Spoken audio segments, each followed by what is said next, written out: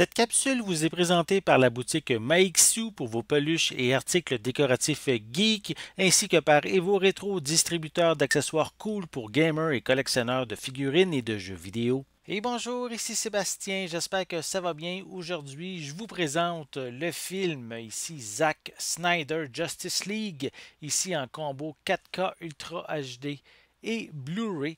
Donc un film, comme ça le dit, réalisé par Zack Snyder et qui met en vedette Ben Affleck, Henry Cavill, Amy Adams, Gal Gadot, Ray Fisher, Jason Momoa, Ezra Miller, Willem Dafoe, Jesse Eisenberg, Jeremy Iron, Diane Lane, Connie Nielsen et J.K. Simmons. C'est distribué par Warner Brothers et disponible depuis le 14 septembre 2021.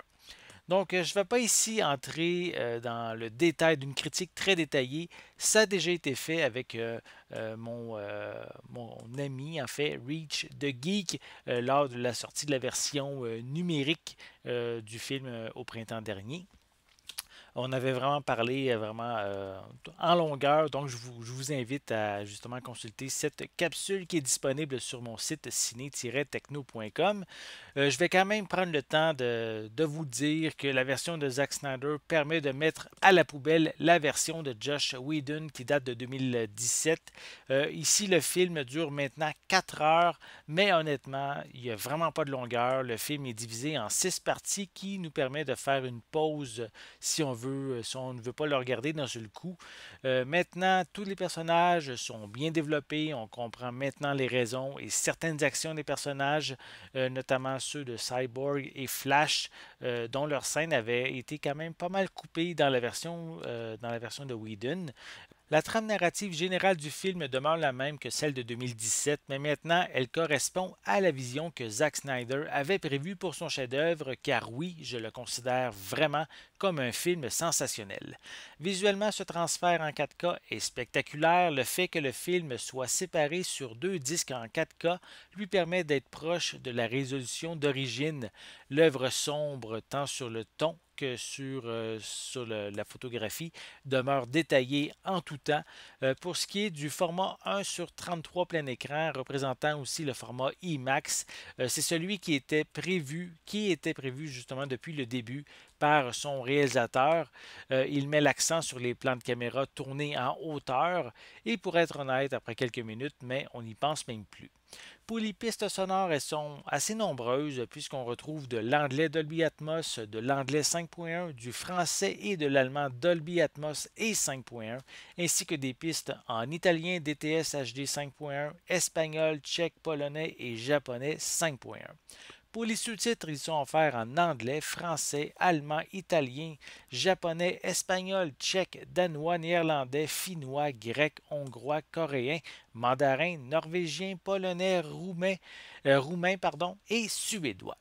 Pour les suppléments, malheureusement, c'est assez dommage qu'on en retrouve en fait qu'un seul, soit The Road to Justice League, qui est en fait une rétrospective de la trilogie DC de Zack Snyder, avec l'apparition de plusieurs acteurs vedettes comme Henry Cavill, Ben Affleck, Gal Gadot, Jason Momoa et Ray Fisher, ainsi que les producteurs Charles Roven et Deborah Snyder. C'est également le même supplément qui est offert sur l'édition Blu-ray inclus dans ce même coffret. Donc ici, Justice League, réalisé par Zack Snyder, était attendu depuis 2017. Hein. En fait, les fans ont clamé haut et fort leur désir de voir cette véritable version et Warner les a finalement écoutés.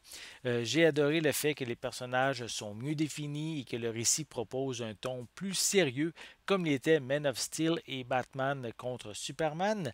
Le seul supplément est apprécié, mais nous laisse quand même sur notre faim.